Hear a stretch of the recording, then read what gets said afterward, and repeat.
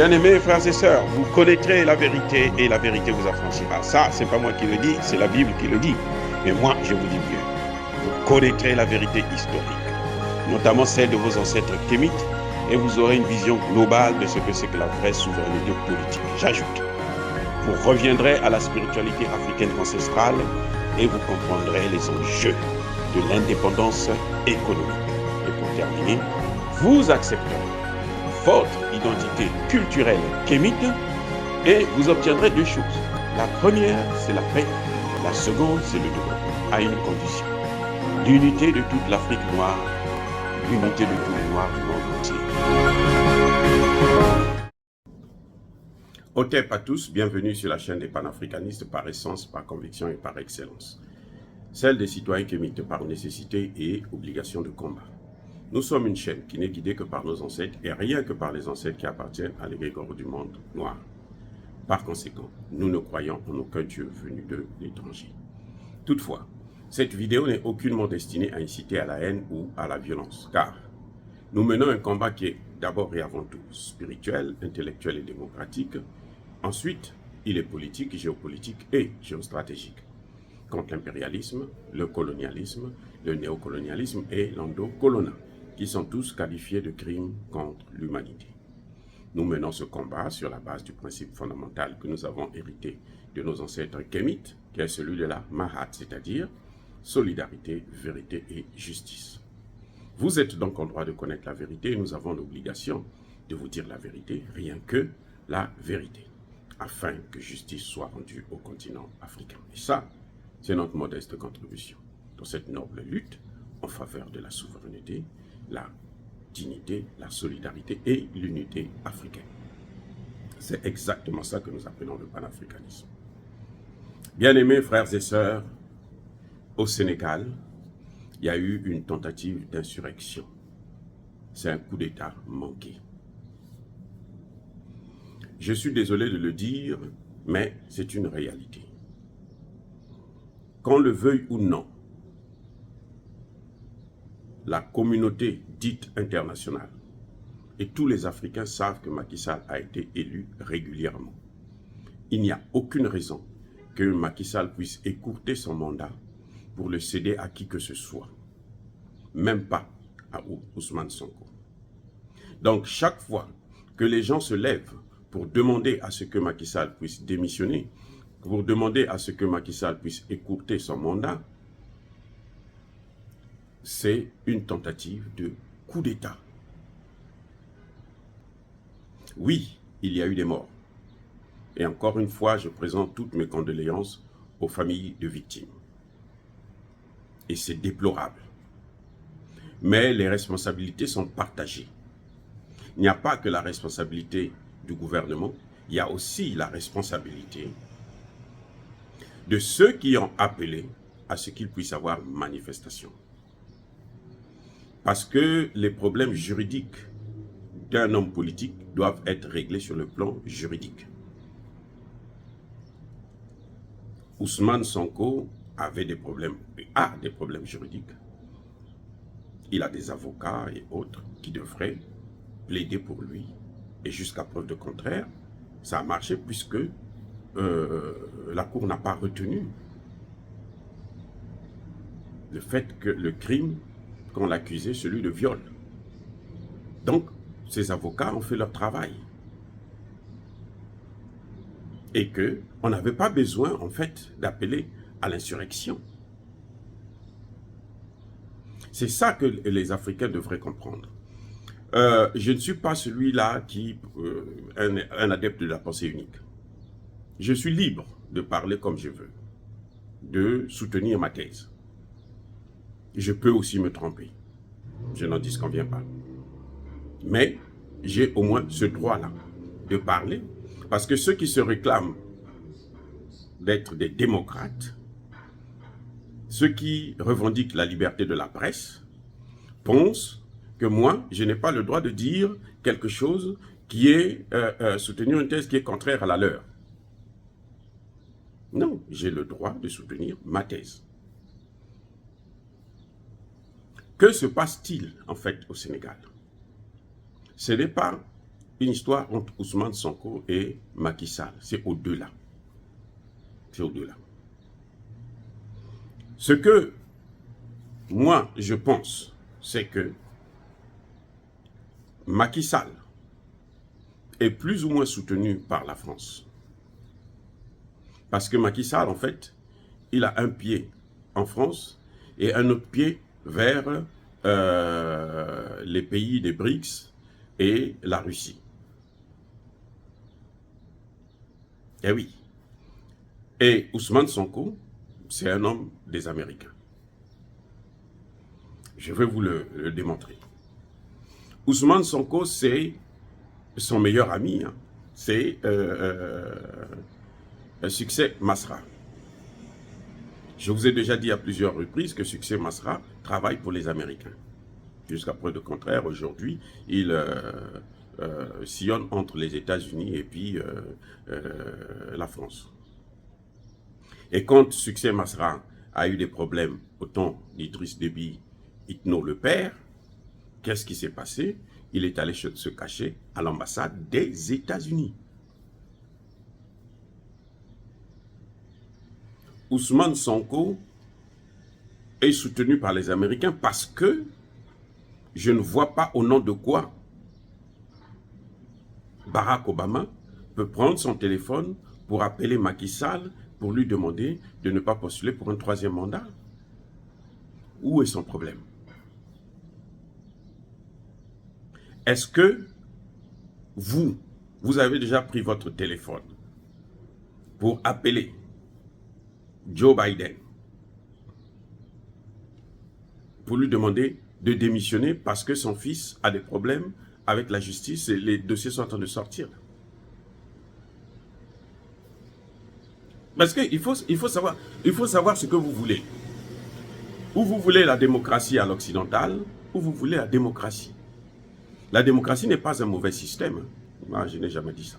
Mais je vous dis tout simplement que la démocratie dans des pays colonisés, elle a du mal à s'appliquer.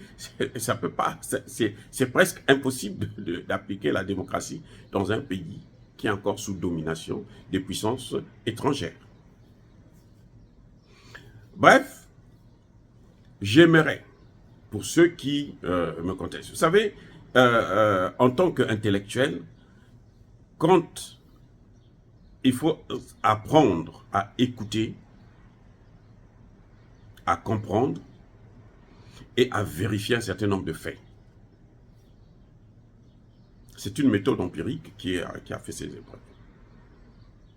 Vous êtes intellectuel, ce n'est pas parce que quelqu'un soutient une thèse contraire à la vôtre que vous n'avez pas le droit de l'écouter. Vous devrez d'abord l'écouter et puis maintenant, vous devrez sous-peser. Vous devrez remettre en cause votre propre thèse. Et après, vous tirez la conclusion. C'est ça, pour moi, un intellectuel. J'aimerais, je serais bien content de me tromper sur Sonko, mais j'aimerais que vous me présentez, pour ceux qui m'écoutent, qui me suivent, une vidéo où Ousmane Sonko se réclame être un panafricaniste. Ça, c'est un. Deux, je voudrais bien savoir, je serais content si vous m'envoyez des vidéos où Ousmane Sonko donne son point de vue sur l'Ukraine, où Succès Masra donne son point de vue sur l'Ukraine. Et à partir de là, nous allons comprendre un peu quelle est leur logique, quelle est leur pensée. Même s'ils peuvent se réclamer panafricanistes, on peut comprendre mieux, cerner mieux leur vision et ce qu'ils peuvent faire s'ils sont à la tête d'un État africain.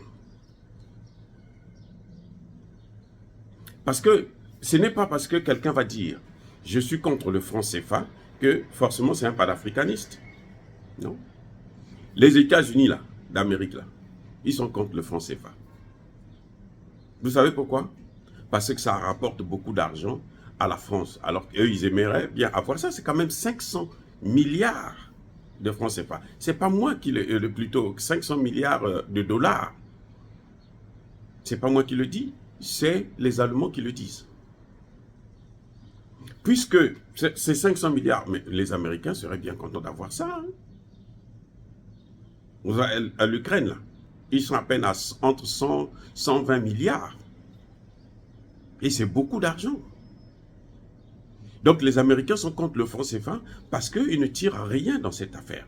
Ils veulent avoir cette manne-là aussi. Ce n'est pas non plus parce que quelqu'un vous dit que je suis en faveur de la création des États-Unis d'Afrique que c'est un panafricaniste. Mais je veux vous dire que le président Wade a toujours souhaité la création des États-Unis d'Afrique. Et pourtant, c'est bien le président Wade qui a été le seul président africain à donner son aval, son autorisation aux puissances occidentales pour qu'ils puissent tuer Kadhafi, détruire la Libye. Sous prétexte que Kadhafi n'a rien fait pour l'Afrique. Kadhafi n'a rien fait pour lui. Alors que lui, quand il était dans les difficultés, c'est Kadhafi qui le soutenait. Donc, ces petits points-là, ces thèses-là, où vous voyez des gens sur les réseaux sociaux qui vont vous dire le CFA, c'est pas tout. C'est pas tout. Ça ne suffit pas pour dire que vous êtes un panafricaniste. Et il y a des mains que tout le monde qualifie de dictateurs.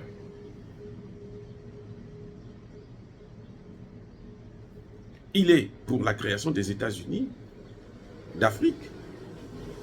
C'est lui qui a sauvé le Mali pour lever l'embargo dans la crise des mercenaires ivoiriens. Vous allez me dire que c'est un panafricaniste? Donc cessez de vous faire avoir par des termes.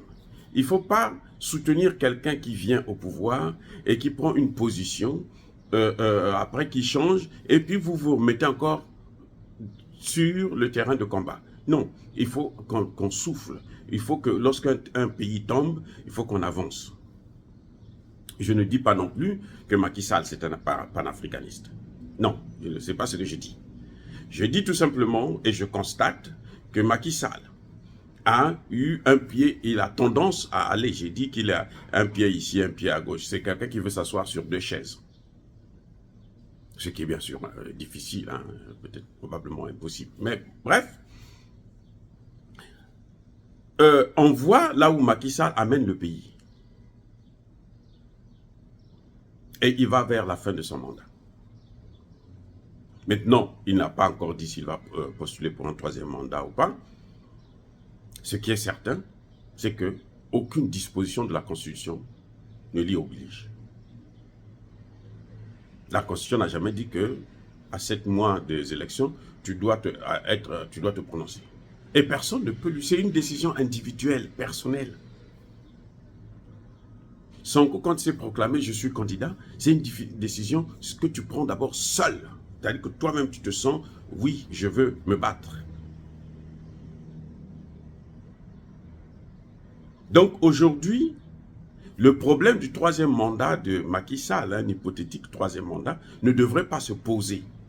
Ne devrait pas être la cause des soulèvements. Et pire, vous savez quoi? Mais les gens ont brûlé des bibliothèques. Et aujourd'hui, on ne s'attaque plus au bien des Occidentaux. Il n'y a plus France dégage. Eh oui, le mouvement de Sonko exclut France dégage. C'est Macky Sall dégage. Il faut se poser des questions quand vous voyez ça. Les commerces qui ont été sabotés, pour la plupart, ce sont des commerces des Sénégalais. Ça veut dire qu'il y avait un objectif à soulever les Sénégalais contre leur État pour les déboires juridiques d'un seul individu. Eh oui, ça n'a aucun sens. 70 milliards de francs CFA par jour. D'abord pour des Sénégalais. Comment justifier ça? Il y a des gens qu'on a trouvés avec des armes. Je vous ai dit la dernière fois que, au final, on a conclu que au Tchad, il y avait des gens qui étaient infiltrés. C'est pareil pour le Sénégal. L'enquête le dira, mais est-ce que ces gens viennent de Sonko? Est-ce que ces gens viennent de Macky Sall? Ce n'est pas étonnant que ce soit une force extérieure. Je vous ai déjà dit que les Occidentaux ne veulent pas entendre parler de la démocratie, notamment au Sénégal. Parce que, sauf si c'est quelqu'un que eux ils maîtrisent. S'ils ne maîtrisent pas un candidat, ils ne vont jamais le soutenir. Attendez. Pourquoi voulez-vous que les Occidentaux puissent soutenir Macky Sall ou Ousmane Sonko s'ils n'ont aucun intérêt, s'ils vont perdre le Sénégal? Pourquoi? Et vous savez, lorsque quelqu'un, un individu, un citoyen, défie les institutions, la justice, la police, l'État, retenez-le, c'est qu'il a un parapluie. Si vous n'avez pas de parapluie, vous ne pouvez pas vous engager à défier l'État, défier les institutions de la République. La justice, là, se lever pour dire « moi, je ne parle plus à la justice ». Se lever pour dire « ce n'est pas la loi qui va s'appliquer, c'est ce que le peuple pense. Ce peuple-là, c'est cette jeunesse que vous êtes en train de manipuler. » Des enfants de 18 ans, de 20 ans, qui ne comprennent pas très bien les enjeux politiques, ce qui se passe dans le fond. Il faudrait que nous puissions faire attention, sinon nous allons passer notre temps à mener des combats au lieu de gagner et puis continuer à avancer. On fera le surplace, mener des combats sur place. C'est comme les gens qui disent Assimi Goïta doit partir immédiatement après le référendum, on organise les élections et il ne se présente pas. Ou bien Touadéra doit partir. Les Occidentaux ont entendu 10 ans. Et pendant 10 ans, vous voyez bien ce qui se passe. Il y a de grands projets qui sont engagés au Centrafrique. Ceux-là qui veulent que Touadéra puisse partir, ce sont ceux qui veulent qu'on reparte à zéro. Et on va encore reprendre le même combat. Ça ne se fera pas comme ça. On ne peut pas continuer comme ça. Assimi Goïta est venu, il rechange, il est en train de modifier tout. On veut qu'il s'en aille et puis quelqu'un d'autre vient. Non. C'est ceux-là qui appellent la démocratie. Il n'y a pas de démocratie en Afrique. Ce n'est pas la démocratie. La démocratie, ce n'est pas l'organisation des élections. La démocratie, c'est faire la volonté d'un peuple. Et moi, personnellement, j'aurais bien souhaité que Macky Sall, avant de partir, avant la fin de son mandat, qu'il annonce au moins la sortie du Sénégal, du franc CFA. Qu'il fasse partir la base militaire française. Moi, c'est comme ça que je vois les choses. Je souhaiterais, je serais content de faire pression sur Macky Sall pour qu'il puisse faire ces deux choses-là avant la fin de son mandat. Parce que le problème, ce n'est pas avoir un mandat, mais c'est ce que tu feras de ce mandat. Et n'oubliez pas que les Occidentaux, les Européens notamment, ils veulent le pétrole et le gaz sénégalais. Pour ça, ils ont besoin de Macky Sall. Les Américains veulent ce pétrole et ce gaz sénégalais. Pour ça, ils ont besoin d'Ousmane Sonko. C'est ce qui leur permettra, si les Américains ont le pétrole et le gaz sénégalais, de continuer à punir les Européens et déverser leur gaz de schiste là, qui coûte cher et qui est très polluant en Europe. Et ce qui leur permettra de faire en sorte que les compagnies européennes puissent délocaliser vers les États-Unis. Donc, c'est pour moi, entre les deux là, c'est une guerre entre les États-Unis et la France et les pays européens. Parce que derrière la France, il y a l'ensemble des pays européens. Quelques-uns, puisque l'Allemagne, on voit bien que l'Allemagne est en train de donner des coups de massue à la France aussi. C'est un combat entre eux d'abord. Vous les voyez s'entendre au niveau de l'OTAN, mais en fait, ils ne s'entendent pas, ce sont de gros ennemis qui se tirent à boulet rouge. Et pour nous, ça ne nous apporte rien de soutenir l'un ou l'autre. Notre problème, ce n'est pas non plus de ne pas soutenir ces gens. Notre problème, c'est d'imposer notre volonté, ce que nous voulons pour le Sénégal. Si on veut que le Sénégal puisse plutôt se rapprocher des BRICS, ou bien puisse continuer à être la serpillière des pays de l'OTAN. Dire cela, c'est inciter à la haine ou à la violence. Non, Yaba Kolervé. En tout cas, Macky Sall est le seul président du Sénégal en ce net moment, et il n'y a qu'un seul capitaine dans ce bateau. Il doit arriver au terme de son mandat. Si vous êtes des démocrates, il faut l'accepter. Bien-aimés frères et sœurs, encore une fois, je persiste et je signe. Soyez bénis, abondamment bénis par le Dieu de Kémite et par nos ancêtres Jésus. Mais que tous ceux qui persécutent le continent africain, tous ceux qui le pillent et le déstabilisent, qu'ils soient noirs, blancs, chinois, arabes, indiens ou qui qu'ils soient maudits, punis, foudroyés, neutralisés, effacés, écrasés par ce Dieu de Kémite et par nos ancêtres angélisés. Vive l'Afrique éternelle, j'ai dit et j'assume.